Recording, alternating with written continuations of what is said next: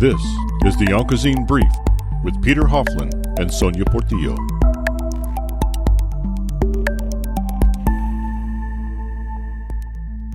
This episode of the Onco'Zine Brief comes from Chicago, where we report from the annual meeting of the American Society of Clinical Oncology, ASCO, which was held May 31st, June 4th, 2019.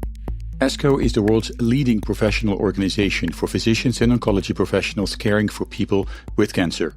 In this episode, I talk with Protopapas, the President and Chief Executive Officer of Mersana Therapeutics, a clinical-stage biotech company developing antibody-drug conjugates, or ADCs, a very specific kind of targeted anti-cancer drug. I also talk with Eliran Malki, the Chief Executive Officer of BELONG.life, the world's largest social network for cancer patients and caregivers designed to gain a better understanding of the cancer patient journey, with the goal of optimizing treatment and outcomes.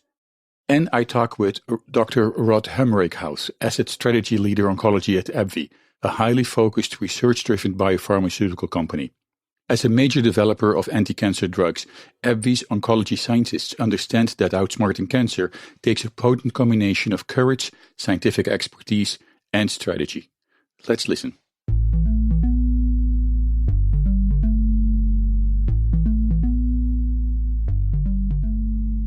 This week, we are at the annual meeting of the American Society of Clinical Oncology called ASCO here in Chicago.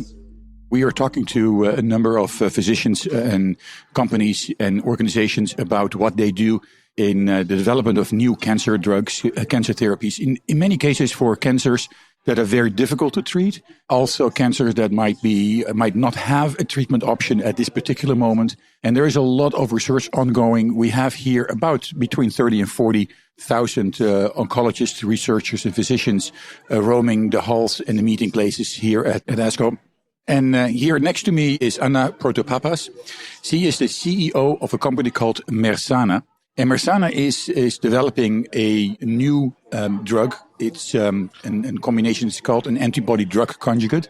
It's a novel approach to treatment of certain cancers. And her company is busy with the development of a drug for, well, Anna, welcome to the show. Why didn't you tell me what you're doing? Let me start first by describing our approach of antibody-drug conjugates.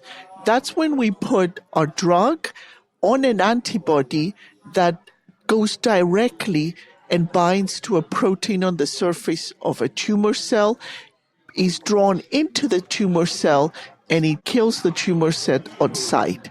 Antibody-drug conjugates is an approach that has been around for a few years, but we have a highly differentiated platform that allows us to put 3 to 4 times more payload, more drug on a given antibody. So our antibody-drug conjugates are very potent, and they deliver the maximum amount of drug to the site of the tumor. So if I would compare it, I mean, in layman's terms, put it that way, you talk about a truck-trailer combination where you have a tractor and pulling a truck part, right? And in that truck part, there is a drug which is pulled into the cell and transported that way. Is that a good combination? That's absolutely.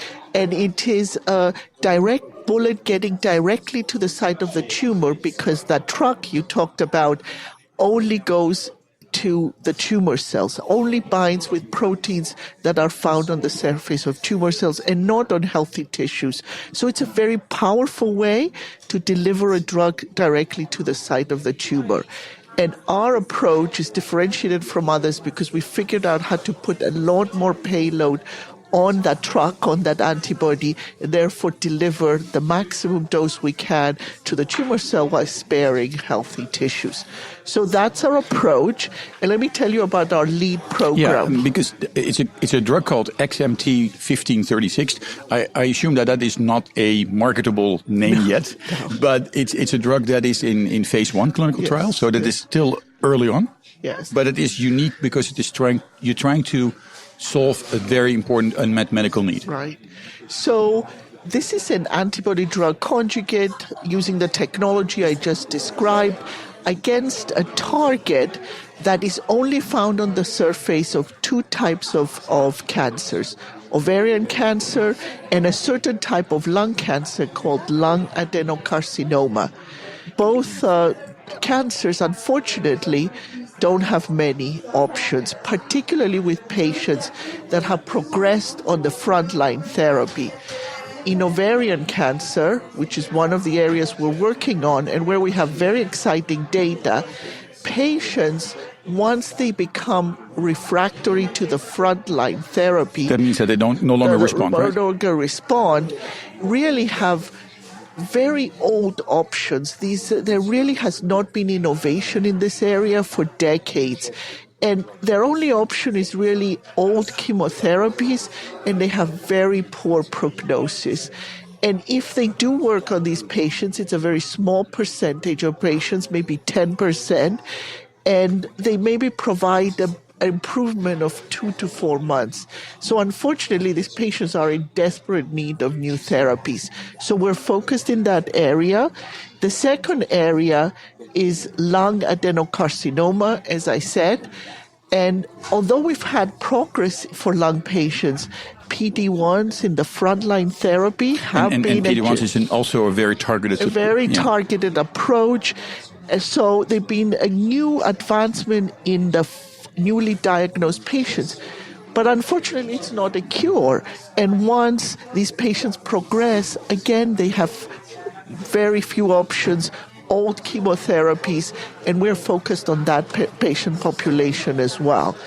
So we are in the early stages of clinical development, but we're very encouraged with the data we have.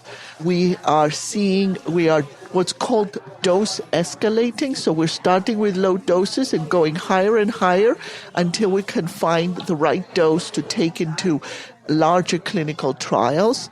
And we're seeing a very well-tolerated profile, and we're seeing activity in patients that have not responded to other therapies. So that's really encouraging, and we plan in Q3 to start larger clinical trials in both ovarian as well as lung, and really better understand the profile of the drug in those two indications. But we're very encouraged with the early signs of efficacy. So when you talk about phase 1, I mean, again, it is a very limited population. It's a relatively small population. One of the things that you can conclude from that trial is that the drug is safe in humans, right? And that it's tolerable, I mean, in that basis. And then now what you try to do is to try to find out what's the most optimal way of administering this drug, or how patients benefit from that. You said in later in the year you're trying to go to larger clinical trials. Are you showing phase 2 clinical trials? Well, it's what's called an expansion cohort. It will be a single agent, but we will be studying the drug in about 40 to 50 ovarian cancer patients and about 40 to 50 lung cancer patients. It will be at a single dose because we've already will have determined the right dose. And it will help us understand the level of efficacy, the full long-term tolerability. And also, this is a targeted therapy, so we will be measuring the antigen, the protein on the surface of the tumor that really is the target for the medicine, and we'll be finding the best population to give this drug to that will have the highest benefit. Now, again, this is a very advanced kind of drug. I mean, and we were talking about chemotherapy earlier. It is not really an option for a lot of people. This is not a chemotherapy. This is a biologic, as they say, with a chemotherapy element in there. It is an antibody, so it's a biologic drug. Binds to a specific protein on the surface of the tumor, as I said, and it carries on it a cancer drug. A very potent cancer drug that cannot be delivered systemically, so you couldn't take that drug systemically, but you can, by putting it on the antibody and delivering it straight to the tumor, you can actually deliver a very potent payload. And systemically refers to the fact that you cannot give it to a patient without any protection, it would kill the patient otherwise. Yes, right. yes. So that's an advancement, that you can actually give that higher kind of potent drug in a very targeted delivery. Right. Now, obviously, when people complain about kind of chemotherapy, when they complain about drugs and the treatment option, one of the things that you hear often is about the side effects. I mean, there is not a single chemotherapy where people have problems with because of the toxicity. The kind of drugs that you have, because they're so targeted, my understanding is that, I don't know if that's correct, my understanding is that they have even though they may be more potent to kill that particular cancer, they may have less side effects than other forms of chemotherapy. Tell me about that. Well, absolutely, because they only go to the site of the tumor. They're well tolerated, and we've demonstrated in the data we just presented at ASCO that although there are some side effects, mostly some fatigue, some nausea after taking the drug, it's very mild, very well tolerated, and patients, even though the patients we've treated are very advanced in their disease, have been able to stay on drug for a long period of time. Also, this is a drug that's only administered once a month, so one dose a month is effective, and that also is convenient for patients as well. They don't have to continue to take the cancer drug every day or every week.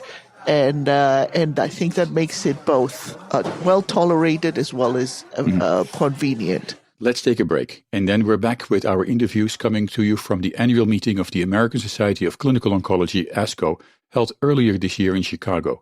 I'm Peter Hofland, and this is the Onco'Zine Brief.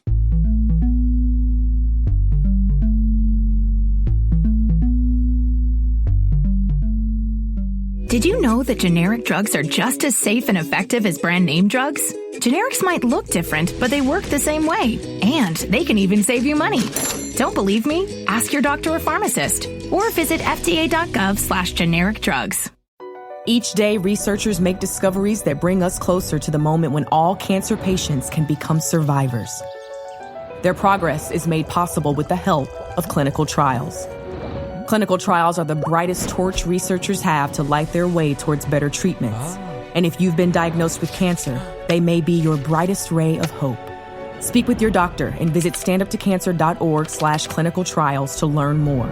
Together, we can stand up for all of us.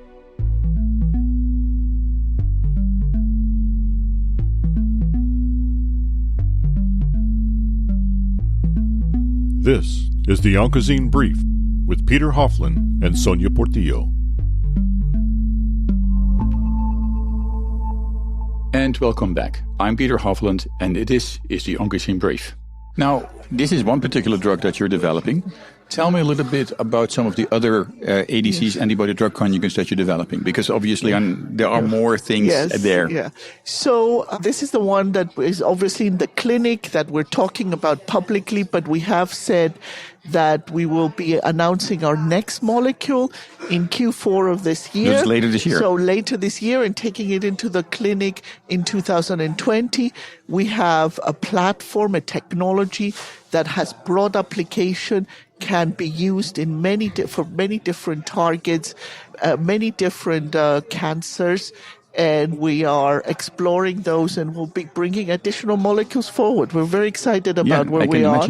And this is really, our first molecule is really the proof of concept of the power of the platform. And you're also working with other pharmaceutical companies and drug developing companies in using your technology. Yes, yeah. So we have, for example, a collaboration with Merck Serono, and they are taking several programs. They're working with several programs that leverage our platform. Right.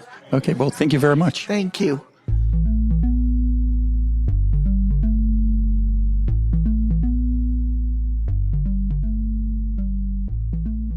This week, we are from Chicago, where the American Society of Clinical Oncology is having their annual meeting.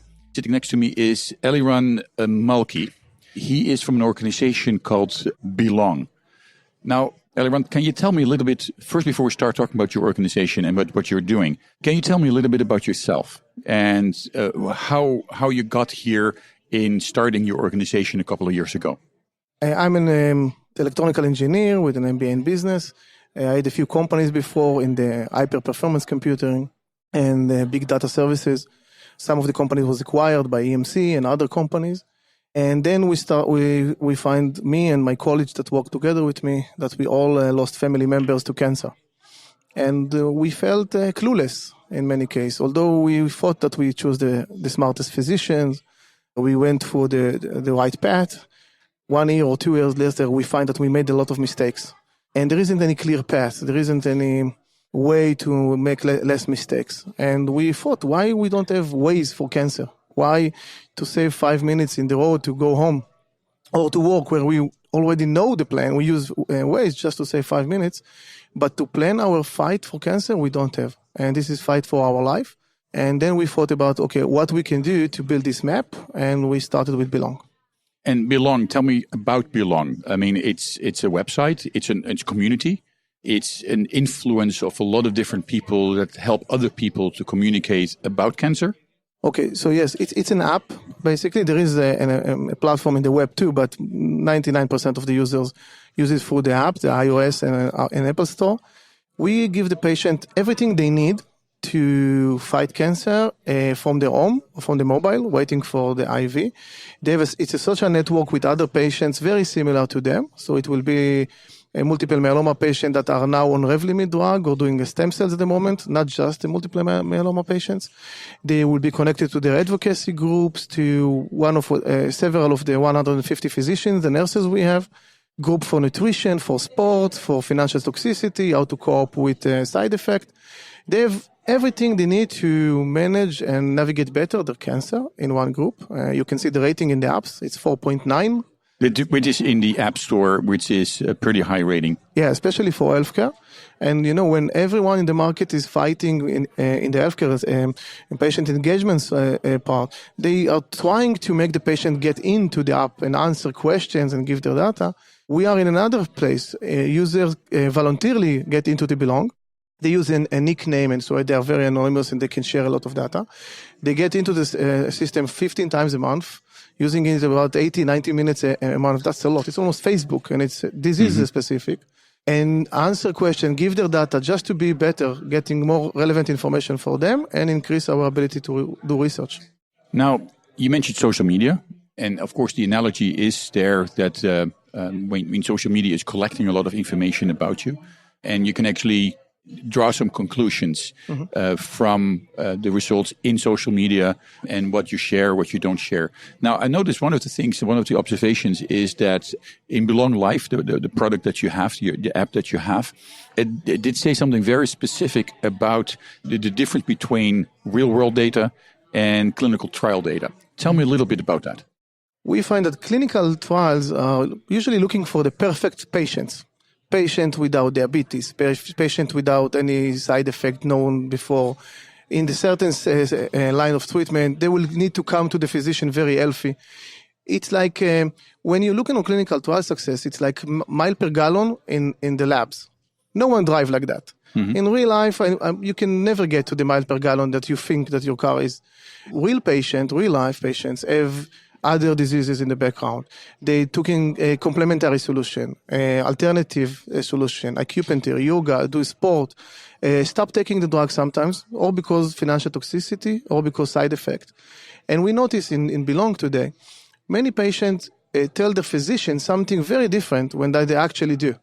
So if they stop taking a drug because of financial toxicity, they will say something else because they don't want to look like they don't have enough money or copay. And if they stop taking the drug last week, they maybe will tell it they just stopped 2 days ago because they want to have his faith in them. Now, that's obviously understandable human behavior, right? I mean, nobody wants to look the lesser of especially when you are talking to other people. But obviously, that is definitely handicapping the individual patient. I mean, they're hurting themselves. How does a solution, you found the information, but how does it help guide patient involvement? How does it help maybe patient to change their behavior or not to have that treatment avoiding process because of whatever reason? Okay, so there is two phases to answer to that. One is in the app. Once the patient is anonymous, is feeling very comfort to share the fact that he stopped the treatment and what to do now. And other physician can, in the app that sees that, can react to him and tell him if it's good or bad, and to update his physician. Other patients says that what happened to them, and they actually support them emotionally to continue with the treatment. When a patient starts feeling a side effect, sometimes they want to just, give up. But if they speak with other patients that's been there and pass it, the emotional support they get, supporting them through that phase. This is one phase. The second one is research. We are researching the data anonymously with the artificial intelligence that we have in machine learning, and we build trends, and we share this information and research with our community so they can see what's happened to others and what was successful or not successful.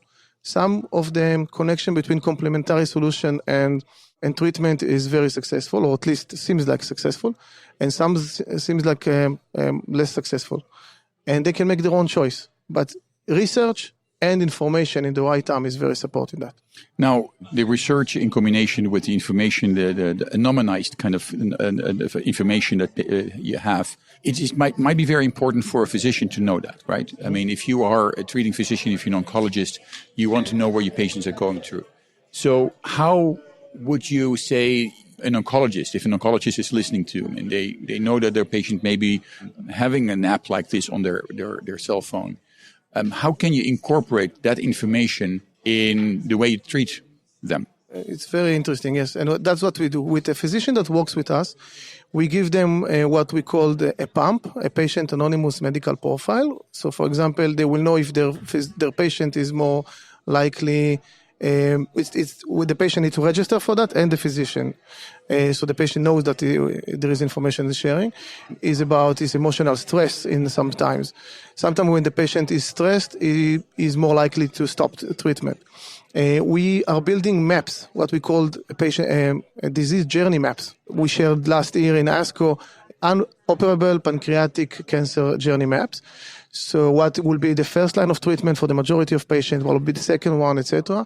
And what patient was more successful, of course it's all retrospective of what's happened, successful living for more than 2 years. And in pancreatic, 2 years is a lot. That's a long time, yes. Yeah, so once, where we are going, our vision, and that's what we are doing now with the leading organization in some countries in the US and in Israel, where we started, is giving them a decision support information system.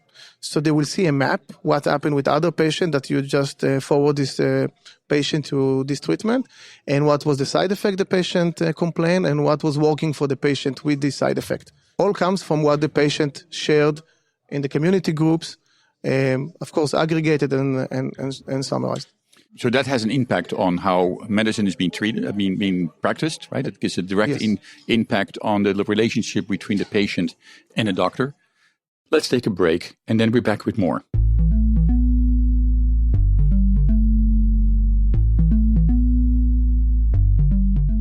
Over the years, you've brought opioids into your home. They helped when you were in pain, and you held on to them just in case. But holding on to opioids puts your family at risk. Learn more at www.fda.gov/drug disposal.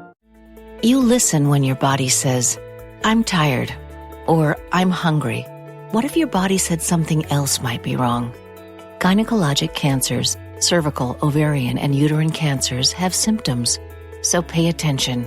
If your body says something may be wrong, please listen. Learn the symptoms. Get the inside knowledge about gynecologic cancers. A message from HHS and CDC's Inside Knowledge campaign.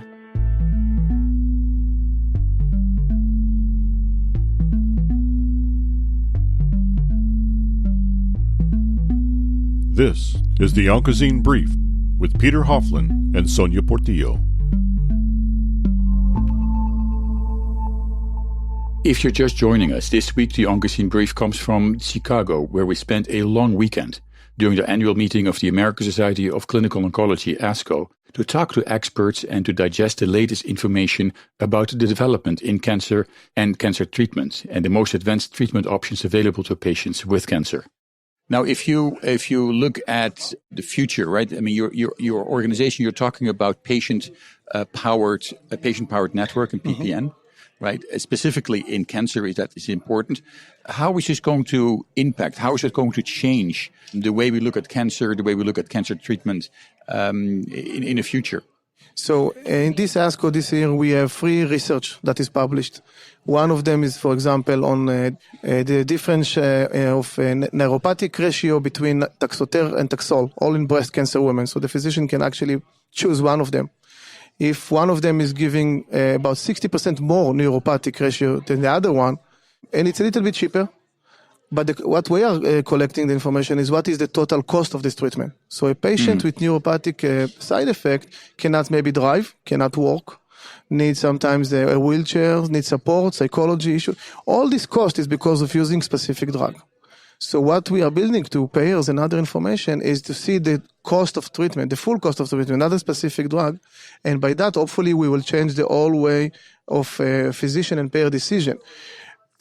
Basically, in BELONG, one of the biggest difference we are looking on treatment in cancer is that everyone treats the tumor in the patient. They radiate the tumor, they give target medicine to the tumor. We believe we need to treat the patient with the tumor, not the tumor only. Because once you treat the tumor, there is a side effect of the patient, bureaucracy issues and others that you need now to do if you cannot work. And if you look only on the tumor, it's not solving nothing. And once we have all the information, I'm sure that will be everyone in the world will work like that in the future. Yeah. Earlier in our interview, we were talking a little bit about clinical trials and real-world data. And you mentioned the fact, well, in clinical trials, the best of the best candidates are being selected to make sure that the outcomes of a clinical trial will be very positive. Now, another move is that we talk about real-world data. From where you are sitting, what is real-world data and why is that so important? When we started BELONG, we noticed that every cancer patient we met, from the moment he diagnosed as cancer patient, it changed so much in his life that impact his treatment. So, for example, they stopped taking sugar. They went on alkali diet. They took a complementary solution, if it's acupuncture or swimming or anything. They moved their home to next to their children, or vice versa, of course. There is a lot of changes. They took loans, stop working. It's impacting their emotional life and their capability to manage treatment. We were looking for, and we find many differences. For example, if you have a background disease of diabetes, some of the drugs will work way better and some not. Since the clinical trial sometimes doesn't take patients with diabetes, they don't know that. The same is with cannabis use. Many patients use cannabis, but they don't tell it to the physician in some countries. And it may be work better with the treatment or not. It's totally different. It's different world. And 10 years from now, I'm sure the clinical trial will have not perfect patient.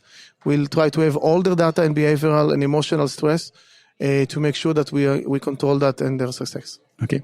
Thank you very much. Thank you.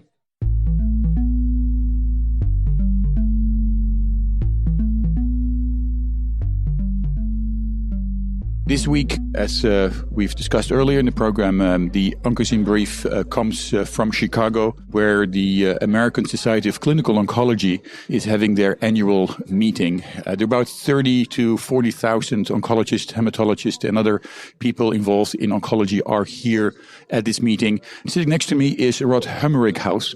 He is with a company called AbbVie. He is, of course, keenly observing anything that is going on in the industry, but also listening to a lot of lectures and a lot of presentations that are being given here at this meeting.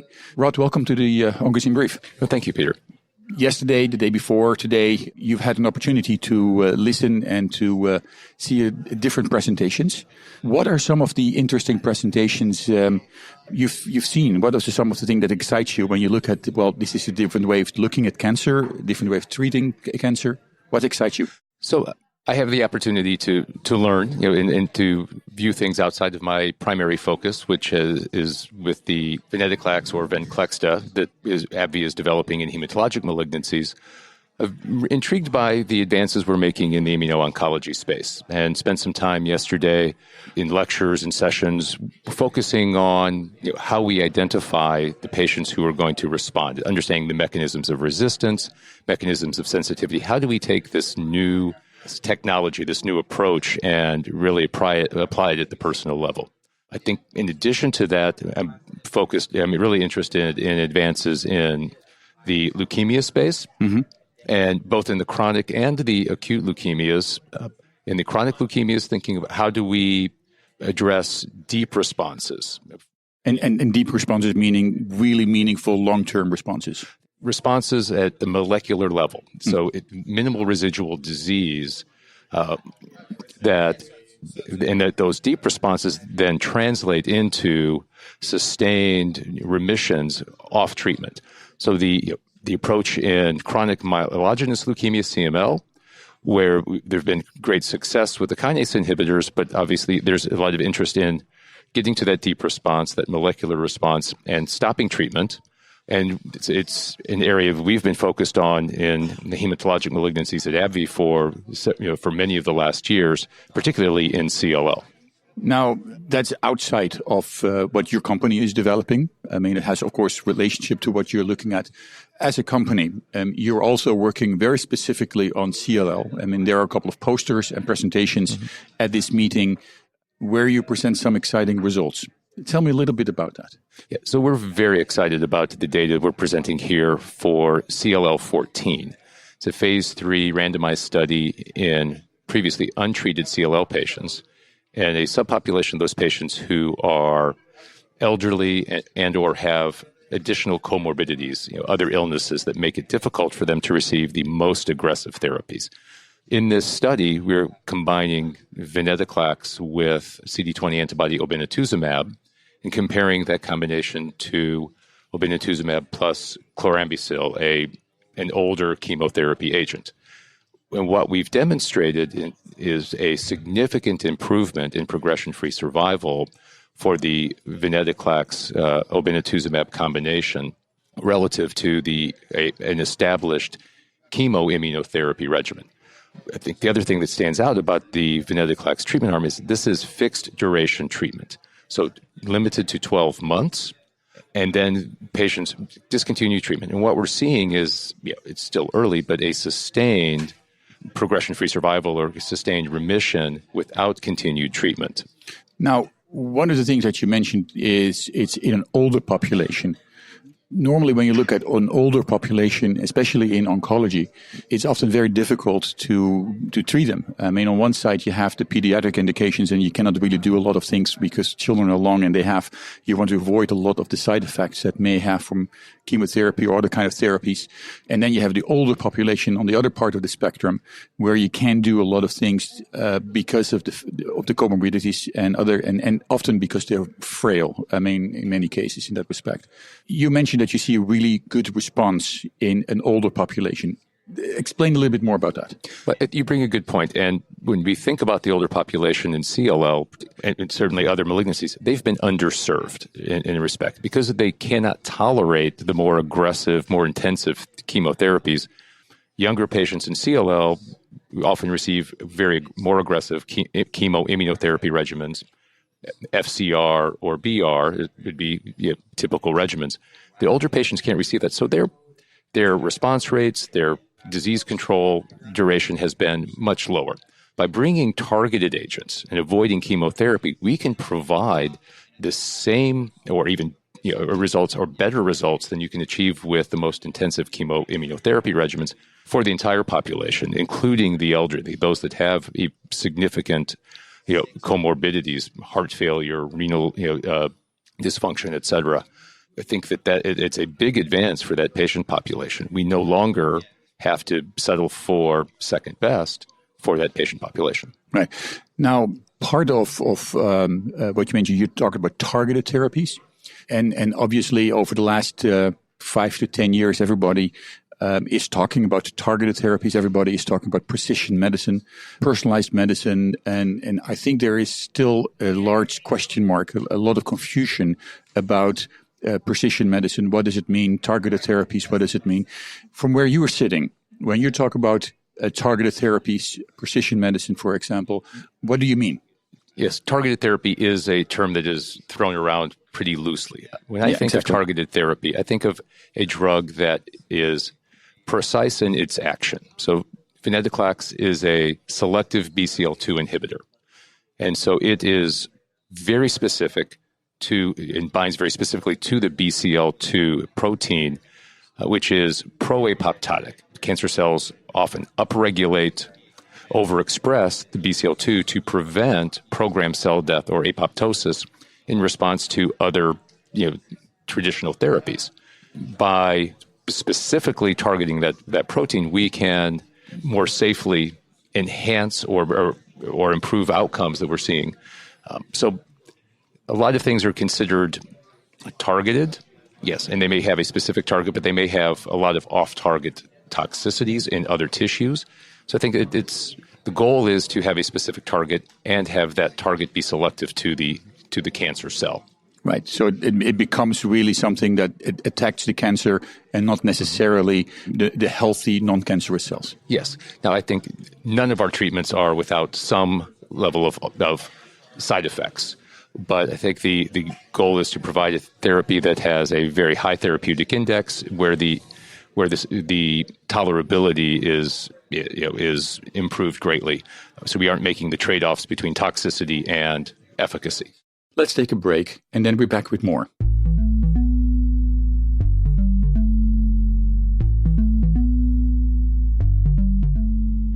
Most of us like to be out in the sun. That's why sunscreen and other safety measures are key to protecting your skin from aging and cancer.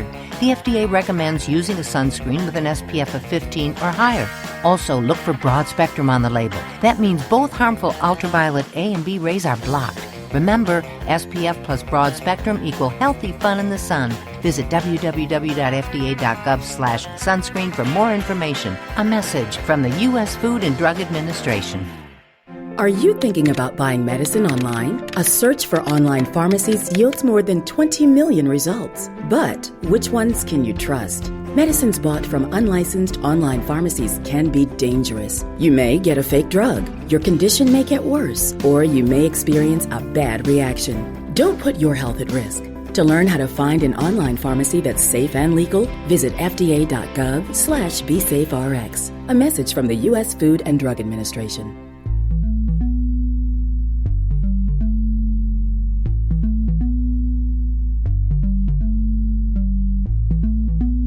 This is the Onco'Zine Brief with Peter Hofland and Sonia Portillo.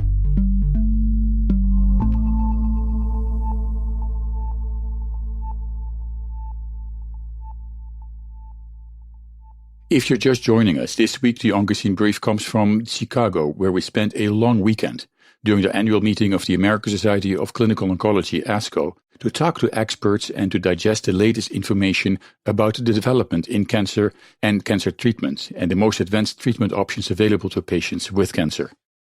Now, one of the things is that if you talk about cancer drugs, the first question that comes to mind is also side effects, is how well can patient tolerate things? And then there's a whole development in the supportive care part where people are being helped or looked at ways to avoid, for example, chemotherapy-induced nausea and vomiting or other undesirable side effects. When you look at the chemotherapeutic drugs, but also the biologic drugs that you are developing as a company, is that part of trying to minimize the side effects? Is that included in your development process? Absolutely. The efficacy with significant toxicity is not a significant step forward. So we're trying to provide that improvement in disease outcomes and maintain quality of life for the patient. And venetoclax is a great example of that. I don't treat patients today, but we work very closely with our investigators and physicians who are using venetoclax. What we hear is that this venetoclax is well tolerated. That the side effect profile that we see is certainly consistent with the more selective targeted agents that we have today. Okay.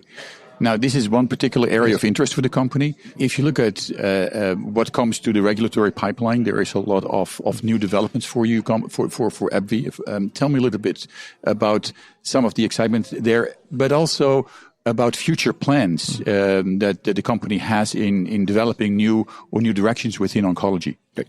So we've talked about venetoclax, our BCL2 inhibitors program, and CLL. I mean, we've got a significant focus in our area of strength, which is apoptosis, and inhibiting apoptosis.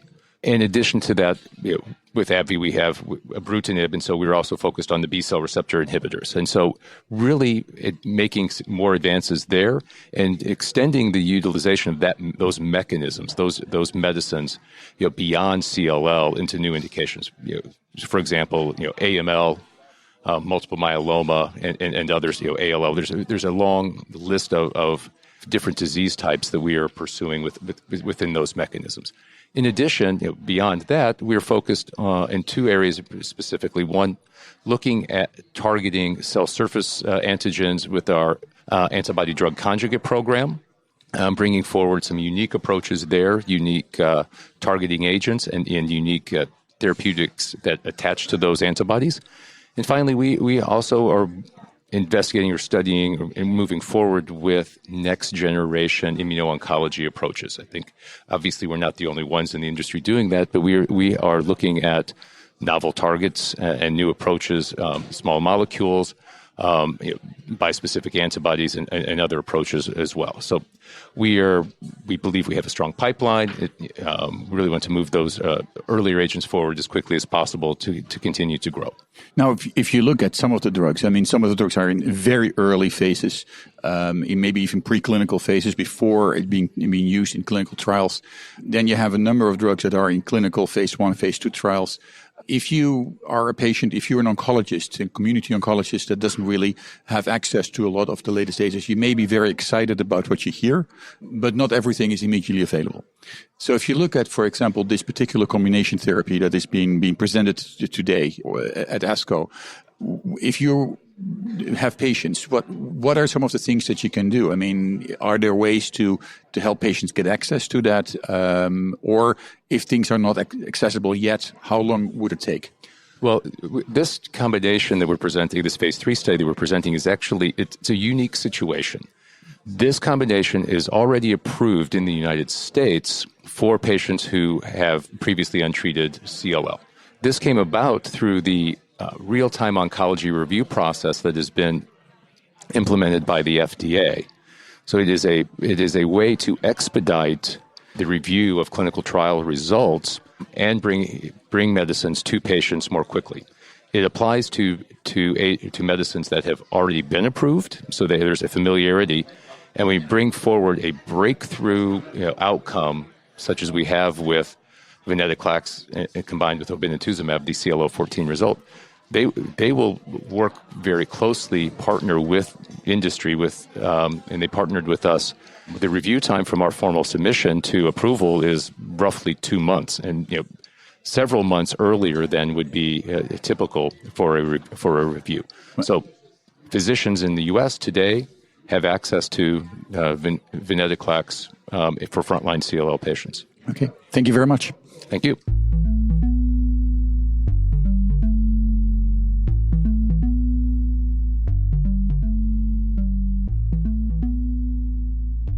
This year, during the annual meeting of the American Society of Clinical Oncology, one thing has become crystal clear.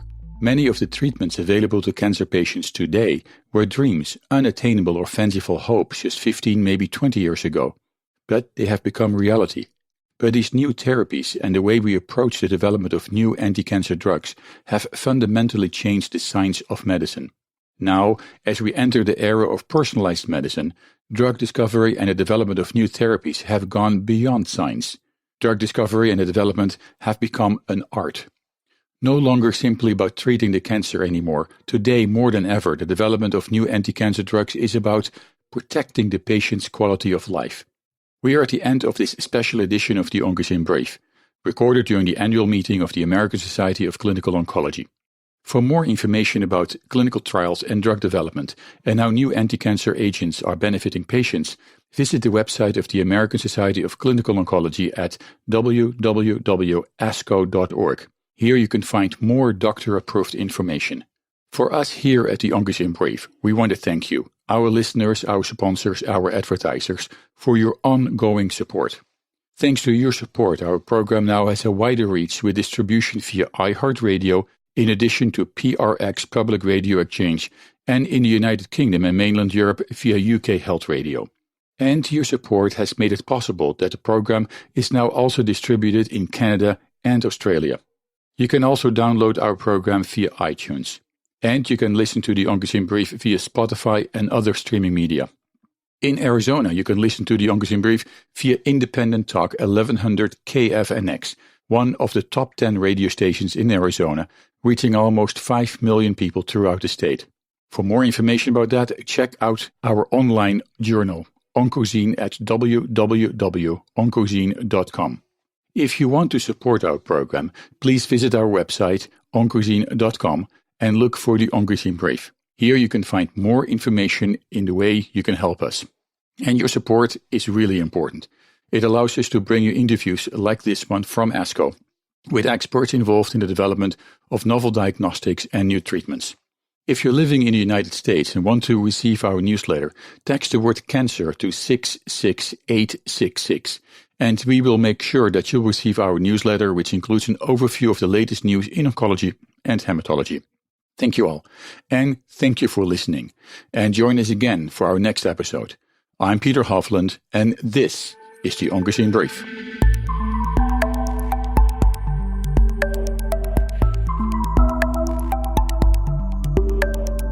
The Onco'Zine Brief is produced for Sun Valley Communication by Peter Hofland, Sonia Portillo, Evan Wendt, David Kaler, and Sean Mayer, and distributed by InPress Media Group.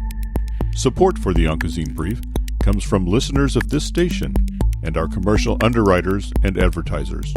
For more information about underwriting and sponsoring options, contact Sean Mayer in California at 949-923-1660 or visit our website at oncozine.com/underwriting.